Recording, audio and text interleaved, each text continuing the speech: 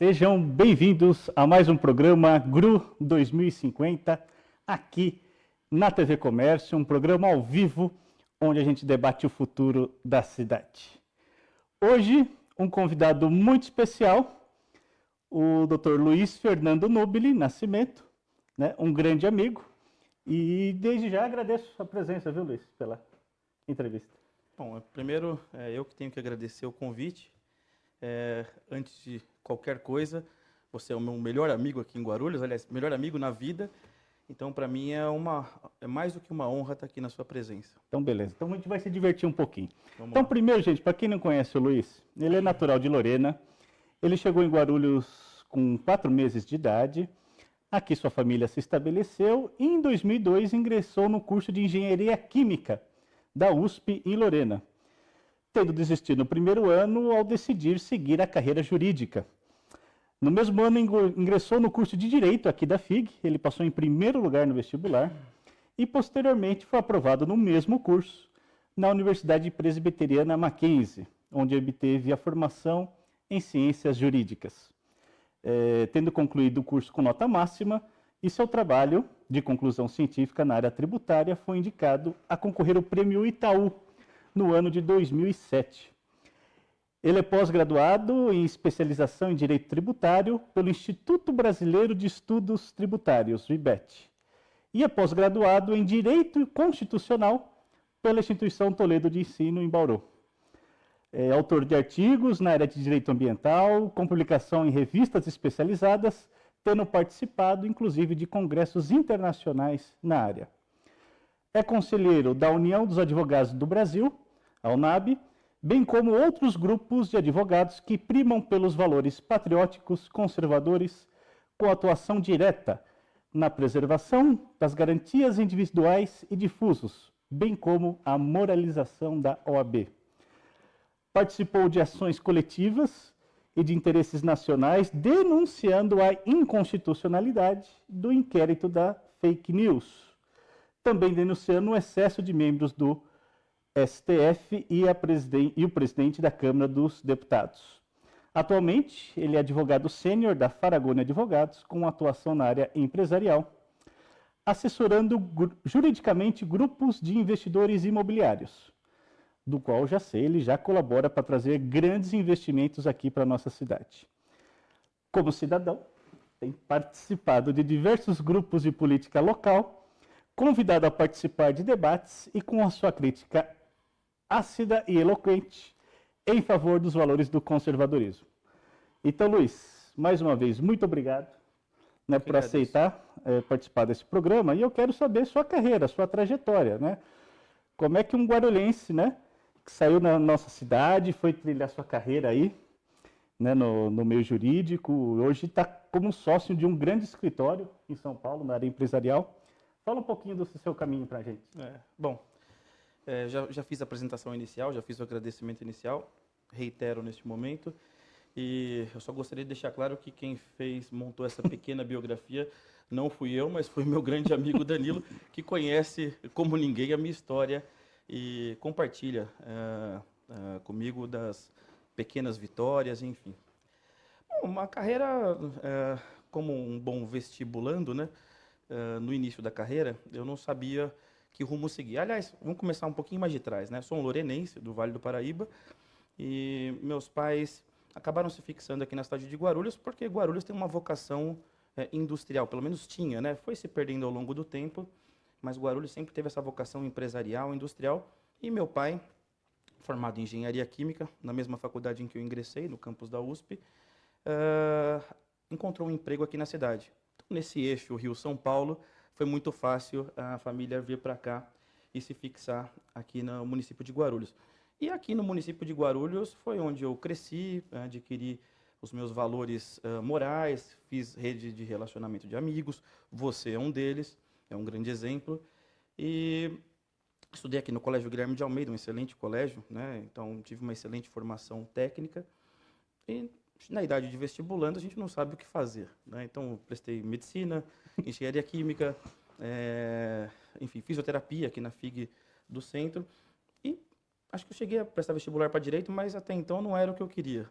Mas acabei ingressando na USP de Lorena e assim que eu ingressei, não sei porquê, mas a gente falou assim, eu acho que não é isso que eu quero. Eu quero seguir sim, a carreira de Ciências Jurídicas.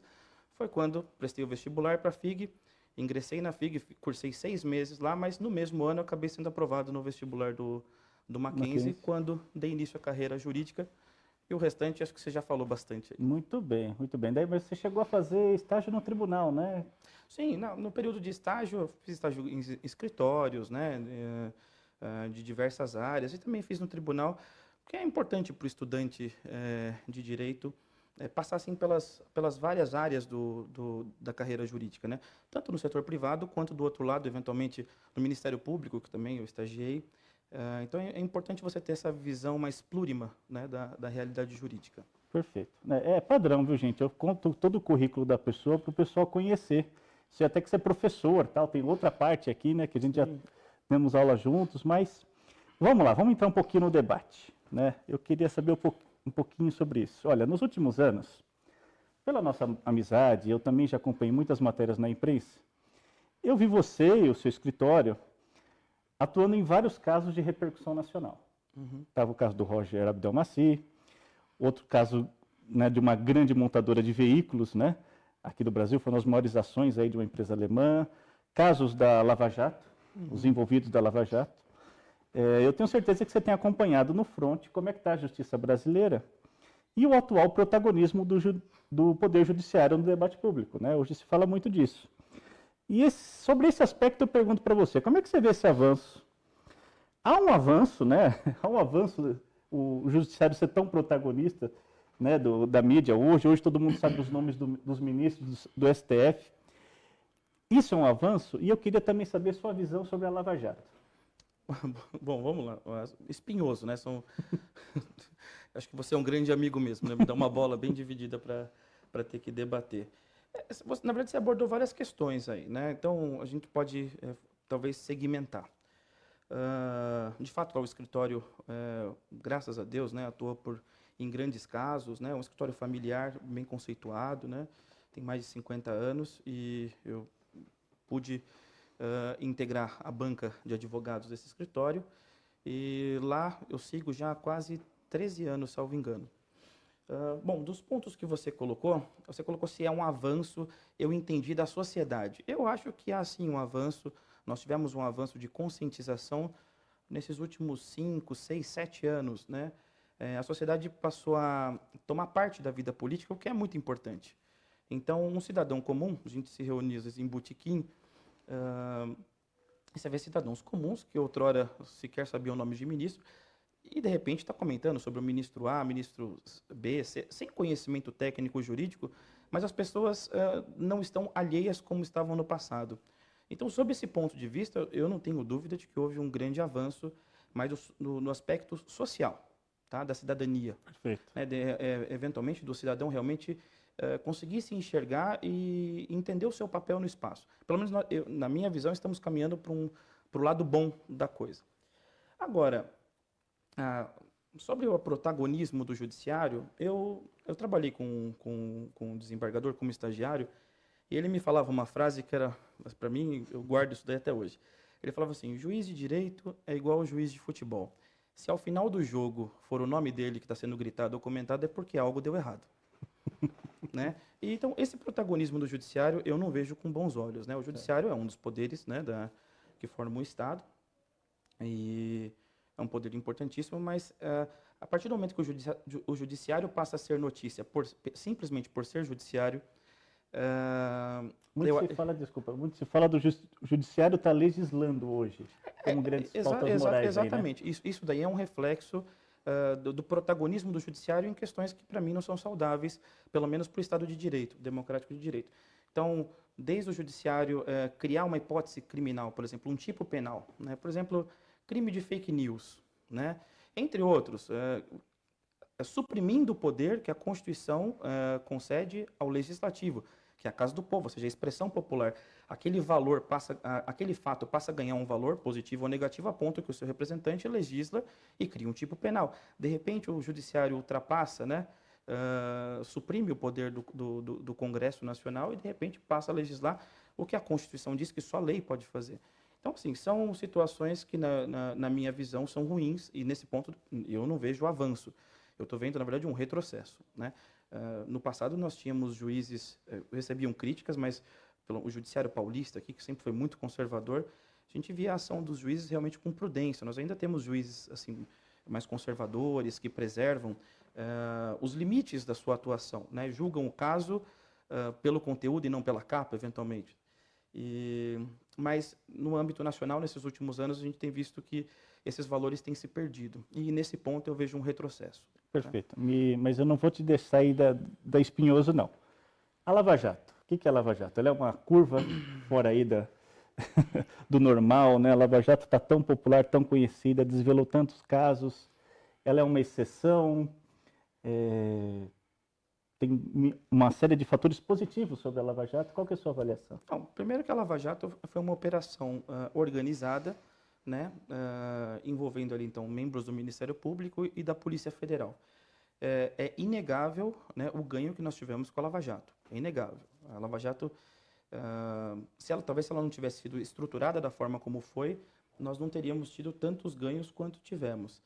Então, assim, os ganhos são imensuráveis. Então, a gente viu a quantidade de políticos, né, que foram pegos, né, em situações de corrupção, um esquema muito organizado. Então, a Lava Jato revelou algo que nós não víamos no passado. Que existia corrupção, um contrato superfaturado, nós sabemos que existia, mas a forma organizada praticamente para tomar a democracia do Estado. Então, você tinha, por meio da corrupção, você sustentava uma estrutura paralela, na verdade, ao Estado. Foi isso que a Lava Jato revelou. Acho que foi o grande trunfo da Lava Jato, foi revelar isso. Então, sistemas de licitação, dentro do Congresso, você tinha os deputados comprados com dinheiro de corrupção, e isso tudo foi debelado com a Lava Jato. Então, o ganho é inquestionável. O grande problema, né, talvez seja o tal do lavajatismo. É isso que eu ia falar, porque o uso político, né, tem até dentro da direita, dizem que tem uma ala que chama lavajatista, né? Não, então, o lavajatismo. Eu vou entrar muito no mérito, né? Eu vou colocar bem en passant, mas talvez dos envolvidos se criou um núcleo tão coeso e a gente começa a observar pretensões políticas.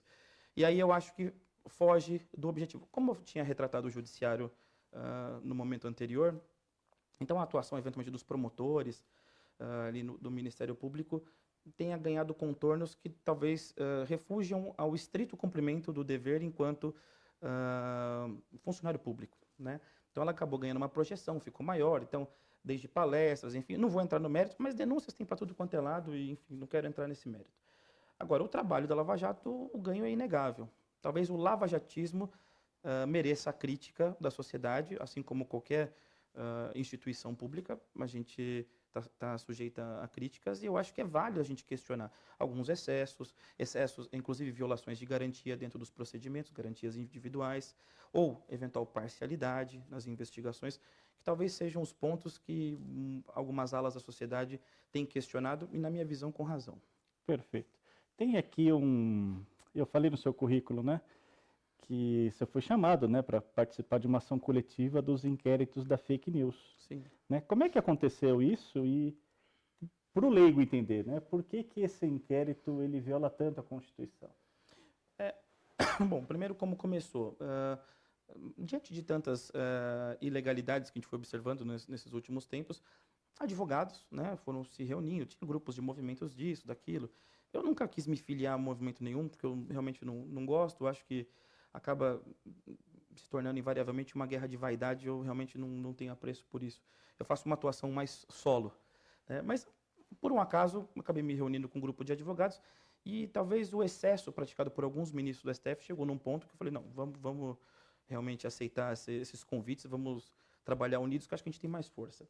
E aí acabaram surgindo esses movimentos de advogados, um deles é a UNAB, que eu mencionei para você, e aí nós fomos fazer representações. Então, nesse inquérito das fake news, por exemplo, que para mim é uma aberração, acho que o ministro Marco Aurélio alcunhou de inquérito do fim do mundo, é uma série de ilegalidades que você consegue, são uma série de ilegalidades que você consegue observar desde a origem. Então, desde o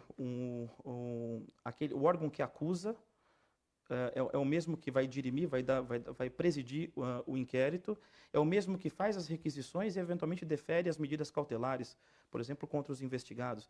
As pessoas que estão sendo investigadas, elas nem sabem em que condição elas respondem no inquérito, se é como testemunha, se é como investigado, enfim.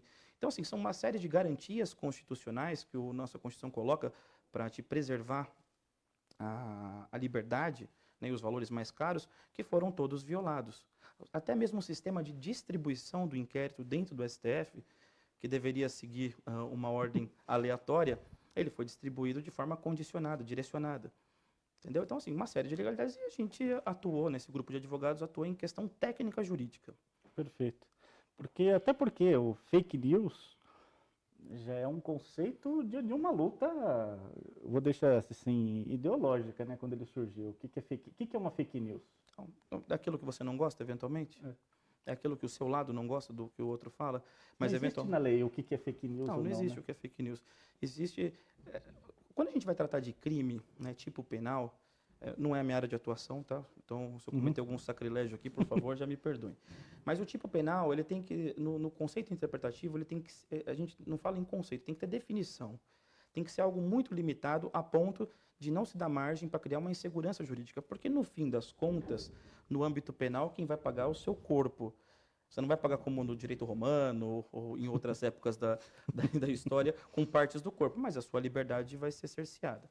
Então, por isso que a Constituição, o legislador, ele dá algumas garantias. Então, em tipo penal, tem que passar pela Casa Legislativa, tem que ser muito debatido, e quando você vai ter a descrição da hipótese criminal, do tipo penal, não pode dar margem a grandes interpretações. Então, hoje nós não temos o que é uma definição de fake news. Eventualmente, você pode ter um conceito, e aí depende de que grupo da sociedade você faz parte, você vai chegar no conceito A, B, C ou D.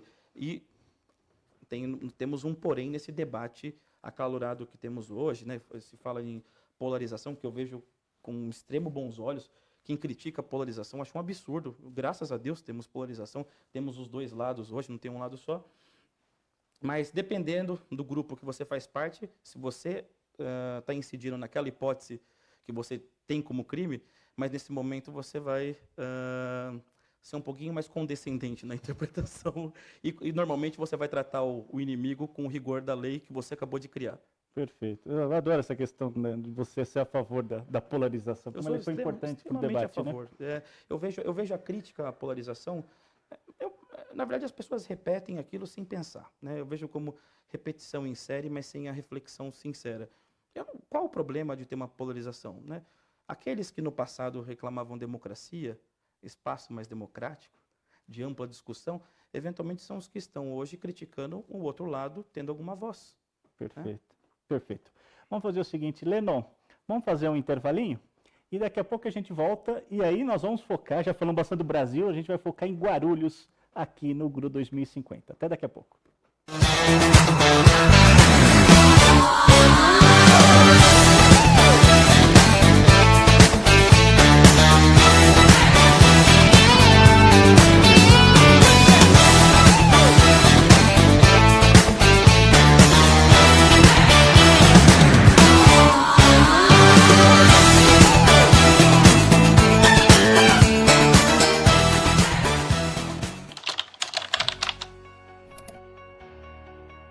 Olá, empresário do comércio varejista de Guarulhos, trago para você aqui mais uma solução do Sim Comércio. Estamos lançando o portal de serviços do Sim Comércio. É um novo site da entidade. É um site mais interativo, com uma cara mais comercial e empresarial. Ali você vai encontrar cursos e palestras, orientações trabalhistas.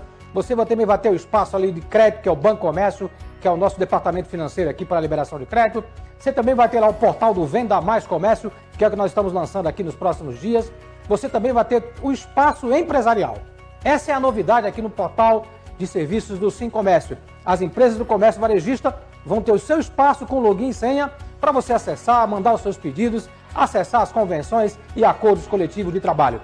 Além disso, o portal também vai ter um conteúdo de palestras e cursos em vídeo. E todo o material de vídeo que estão nas redes sociais vai estar no portal do simcomércioguarulhos.com.br. É mais uma solução para você, empresário do comércio varejista. Não perca a oportunidade. Acesse o seu portal, o portal de serviços do comerciante.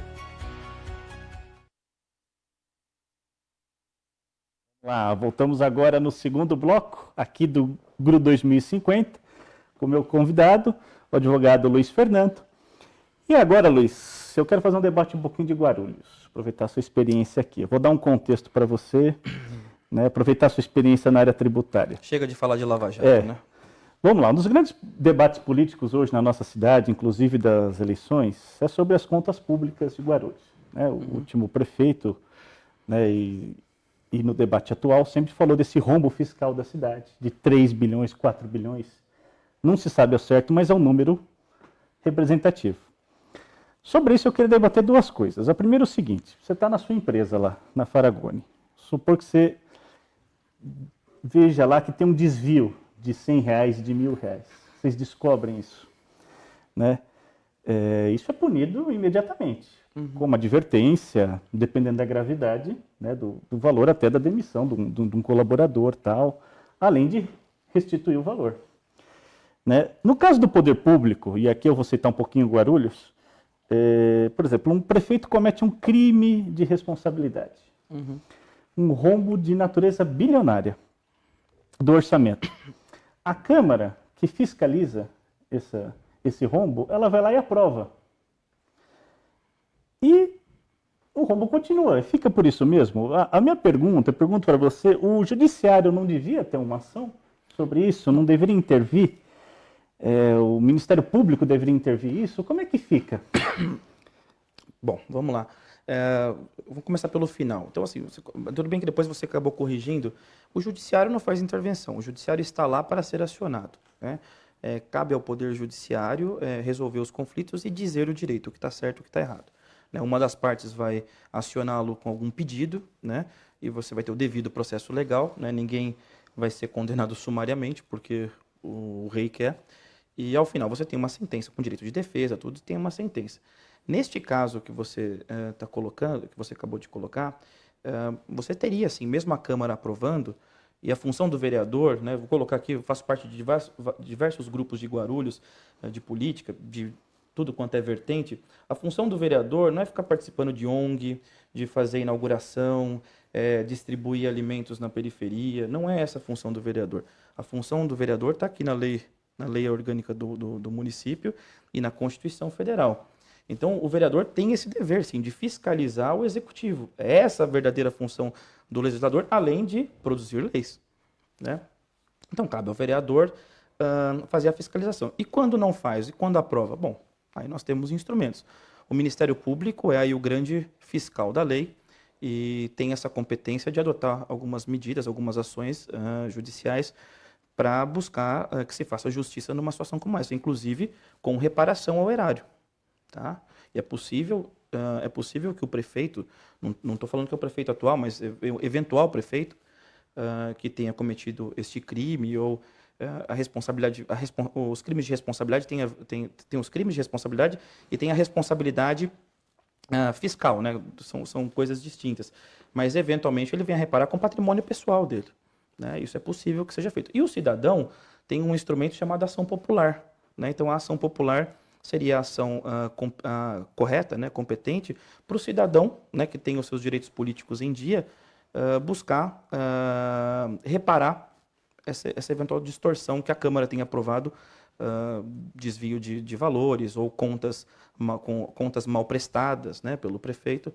Esses são os instrumentos da sociedade. Perfeito. Eu falo isso como cidadão, né, porque a gente viu o Brasil se transformando, né? Teve aí um crime de responsabilidade enorme, isso mudou o país. Na nossa cidade aconteceu isso. Então, assim, você falou que o judiciário não faz nada, ele tem que ser provocado. Não é que o judiciário não faz nada, ele age de acordo com a competência constitucional, né, e legal dele. Então, o juiz não pode sozinho acionar.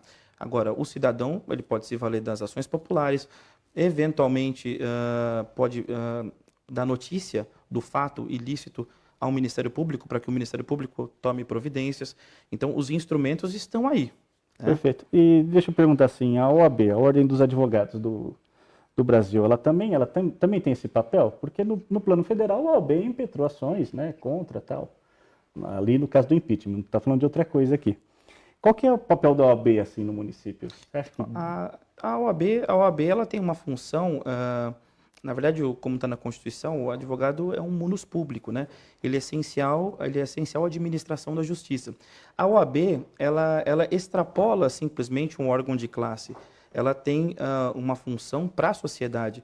Então, no âmbito municipal, a nossa subseção daqui de Guarulhos, ela teria sim competência para fazer essa fiscalização ou para fornecer para a população os instrumentos, informação, correr atrás de respostas. A OAB exerce sim uma função no município para combater esse tipo de desvio. Só um pequeno dado, né? Só um pequeno dado, voltando ao valor da dívida aqui do município de Guarulhos, eu não vou precisar, mas parece que era algo em torno de 7 bilhões de reais no início da gestão do atual prefeito, né? Você veja, o estado de Goiás, salvo engano, com 1,7 bi, né, o estado inteiro, assim que o governador Caiado assume, ele declara estado de emergência, né? No estado inteiro. E nossa dívida é praticamente aí 3 a 4 vezes maior do município do que o estado inteiro de Goiás. Pois é, não é uma coisa pequena, né? Não é uma coisa pequena. Mas vamos lá.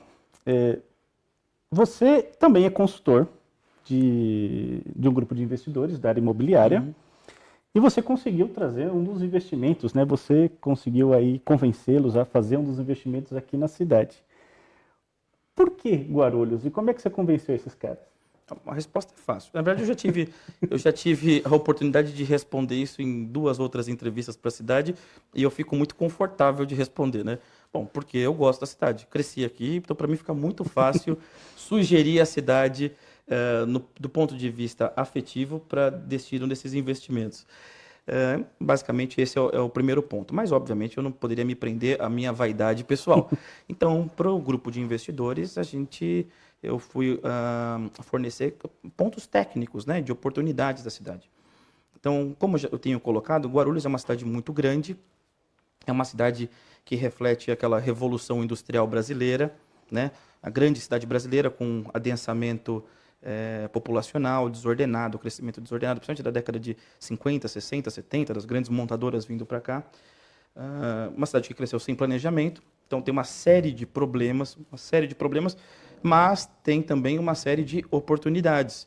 E há uma carência na cidade no caso imobiliário, né, são condomínios verticais, aliás, horizontais, os prédios são condomínios horizontais, e há uma carência na cidade de habitação de qualidade, né? Então, uma cidade grande, com difícil locomoção, as pessoas acabam trabalhando em São Paulo, chegam no final do dia, não tem, às vezes, tempo para um lazer. Então, esses condomínios, tipo condomínio clube, esse grupo de investidores enxergou como algumas regiões de Guarulhos, com carência, como oportunidade de desenvolver esse tipo de projeto. E foi apostando nisso que eles vieram para a cidade. Maravilha. Então, tem demanda, tem negócio, tem demanda apesar reprimida. das dificuldades. Não, tem demanda reprimida e a cidade, pelo menos, esse grupo está muito feliz, está muito esperançoso e realmente eles estão com projetos de pelo menos mais 2 empreendimentos na cidade. Então, os recursos estão vindo para cá, é mais emprego na cidade, é uma infraestrutura melhor, a cidade fica mais agradável com habitação de qualidade. Perfeito. Agora eu vou fazer outra pergunta aqui, né, do programa do 2050. Você já mostrou aí, até pessoalmente, pelo seu amor pela cidade, você conseguiu trazer um resultado, né? A gente debateu aqui os papéis do Poder Judiciário, quando ele deve ser provocado ou não, né? Como é que o Judiciário local pode ajudar a cidade de Guarulhos. Mas vamos pensar daqui a 30 anos, em 2050. Como é que a gente pode fazer para as instituições hoje ajudarem no desenvolvimento da cidade, as instituições do Judiciário? O que você acha que a gente devia estar fazendo agora? A gente precisa de mais conservadores na política? Qual que é a sua visão assim, para a gente poder avançar na cidade, as instituições da cidade? Bom, na minha visão, eu não vou partir do ponto de vista das instituições. Eu acho que a mudança tem que vir, não é clichê, mas tem que vir realmente do povo. E nós vimos nesses últimos 5, 6, 7 anos, né, com grandes manifestações populares, situações que talvez a gente não tenha visto na história. Pode falar da Diretas Já, tudo, mas desses últimos 5, 6 anos foram muito maiores. E a gente viu que, de fato, o povo, quando ele tem o engajamento nas questões públicas, a gente tem mudanças, né? As mudanças podem não vir na velocidade que a gente quer, mas que elas acontecem. Nós vimos aí nos últimos anos. Então, eu acho que falta realmente um maior engajamento da população. Apesar que eu vejo o guarulhense hoje, como eu disse, eu faço grupos de WhatsApp, né? Eu ligo meu celular. Eles estão assistindo, vão assistir. Explodindo de mensagens, mas eu vejo muito engajamento de pessoas muito técnicas, a pessoas muito simples, a gente vê até pelo jeito de escrever, mas na essência a gente vê que as pessoas estão antenadas. Então, eu acho que é por aí. Na minha visão, se tivesse que escolher alguma coisa, é por aí. É realmente pela participação do povo, mas não aquela participação popular de fachada como se falava no passado, né? Dá voz, mas não dá voz a ninguém. De fato, as pessoas se engajarem e tomarem a frente. Então, e cobrar, se orientar na OAB, né? Ou adotar as ações populares, fazer os pedidos as representações junto ao Ministério Público ou à polícia, no caso de irregularidades da atuação das instituições, poder público. Mas o cidadão, sobretudo, precisa se engajar, estudar, tomar ciência. Acho que não vale aquela máxima, não quero falar de política, religião. Não, tem que falar sim, né? Então tem que se engajar. E é agradável observar como o guarulhense tem participado da vida pública. Em comentários, páginas de Facebook, nos grupos de WhatsApp, às vezes um repassa uma notícia, outra. Então a gente vê até debate acalorado, alguns chegam até a ofensas em relação aos membros, mas na essência a gente tem o ganho do cidadão tomando para si aquilo que antigamente ele colocava como alheio a ele, né? Que é a coisa pública. Então, você fala que não é as instituições que precisam mudar, são as pessoas que precisam se engajar. É nesse sentido. Porque a instituição não quer dizer nada, é isso? Tudo precisa mudar, mas se eu tivesse que apostar um início, eu acho que é a participação popular de verdade, não aquela participação popular de mentira, em que tinha sempre uma organização, uma instituição, agregando uma série de pessoas, mas na verdade era uma situação de circo, né? De um fantoche. Como a gente tem hoje, né? Eu acho que a internet, esses aplicativos e celulares, eles permitem que as pessoas acessem as fontes primárias da informação. Então, não que um jornalista disse da interpretação dele. Então, a pessoa vai lá e toma para si, e acessa ali no minuto.